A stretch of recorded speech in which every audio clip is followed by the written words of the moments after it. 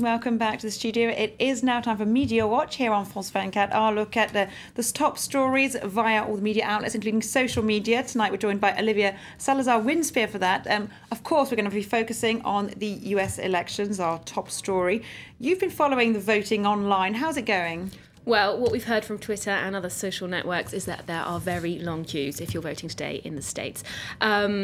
People have been tweeting under the hashtag Election Day or I voted, and they've been reporting quite long waits at the polls. We heard from one guy in Miami, Florida, who'd been already been there for 3 hours when he was interviewed, and this was posted on YouTube. So let's hear from him first. I've been here for about 3 hours now. The reason why I think it's taking so long is because people didn't look ahead of time, look at the amendments. It takes a while, having to read through it thoroughly, and then finally give their answer at the end. And even then, it still takes time to think about it. What time did you get here this morning? 7 a.m. And what time is it now? 9:54. 10 o'clock. Okay. So people have been really patient, queuing up for hours on end. In some places, it must be pretty cold, actually, in the weather. Yeah, I mean, Florida, great. But if you're on the East Coast right now, it's probably not so fun being in a long queue. He wasn't anywhere near the front of the queue either. But some people have voted, and we have the proof, not from the news networks, but from Facebook, of course. There's a little button you can press on Facebook to say that I voted, and that adds your data to this amazing interactive tool. Now, if I just show you this, this is a real-time counter, which shows you that 3.4 million Americans have voted so far, and you can go state by state to see how many people have voted there. It also tells you what time they voted. For example, here we've got a peak as it becomes lunchtime in the afternoon in the States, and who's voting against men and women. Well, the men need to get a move on. Yeah, I think maybe women are updating their Facebook status a little bit more promptly than the men. So some people have made it to the polls, thank God. And what's the web address for that Facebook tool if people want It's actually facebookstories.com. So that's on the Facebook Stories site. All right, great stuff. Now, we hear that a lot of American voters have already made their minds up. Well, it's mid-polling day, but that hasn't stopped the candidates squeezing in some last minutes of campaigning, both Obama and Romney. Yeah, we saw Obama and Romney out this morning, even, you know, still out there, very visible campaigning.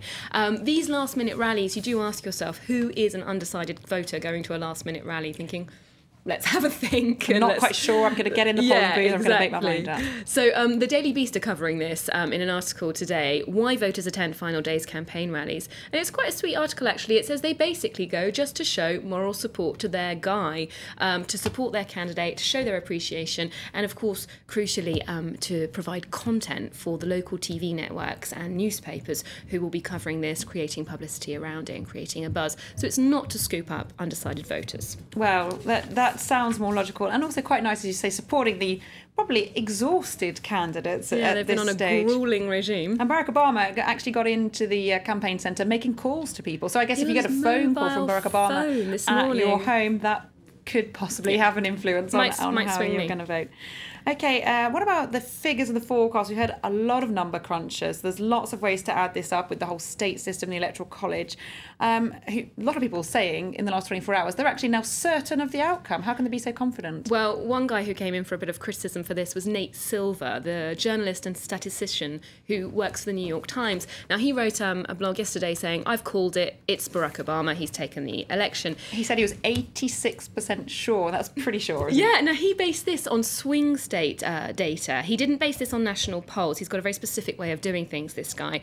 And that way of doing things has come in for criticism from people like the LA Times here saying, well, he's got his own model, but it's not totally watertight. You know, there are other ways of calculating this. The Guardian then discusses the same statistics question. And they bring up an interesting point, actually, that the national polls are putting this as a much tighter run race than these smaller expert polls, and kind of promoting a very tight-run race, a very tense election day, is really good for the television networks because it means that everyone will be glued to their screens tonight last-minute nail-biter. And interestingly, it could come up with a scenario, some pundits are saying, where in terms of states in the Electoral College, one candidate could win, but the other one may scrape it in the national vote, which would be a very interesting situation indeed.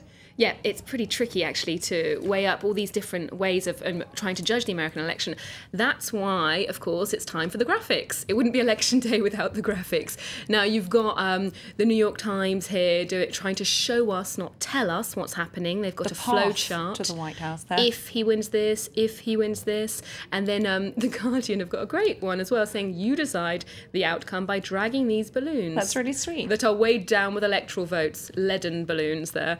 And that will show you how many electoral votes they get in the end. Of course, you know, every year news networks try to outdo themselves by illustrating this really well. So it's become a bit of a tradition on the news websites and in the papers. Absolutely. Some American media outlets especially really going to town on the Yeah. Well, it's apparently on election day we can't read anymore. We can only look, which means that Twitter, of course, has been full of photos as well. People showing off their stickers saying, I voted, very proud of that. An initiative started this morning by Lena Dunham, the actress and writer. She decided to tweet her election day outfit. She said, this is what I'm wearing. Everybody else tweet what they're wearing. So we've got some patriotic outfits on Twitter here. Red, white and blue, excellent. So showing us exactly what we've got to do at the polls. I never knew that it was a fashion choice, really, it's going out to vote. It's also a fashion choice. I guess it is, and it also depends on some of that weather. We're hearing more stormy weather popping into New York, so I guess that'll be possibly cropping up on the social networks soon as we go in. Thanks very much indeed, Olivia Salazar-Winspear. You're going to be coming back throughout this election evening and giving the latest from Facebook and Twitter all across the media outlets for us. Thanks for that.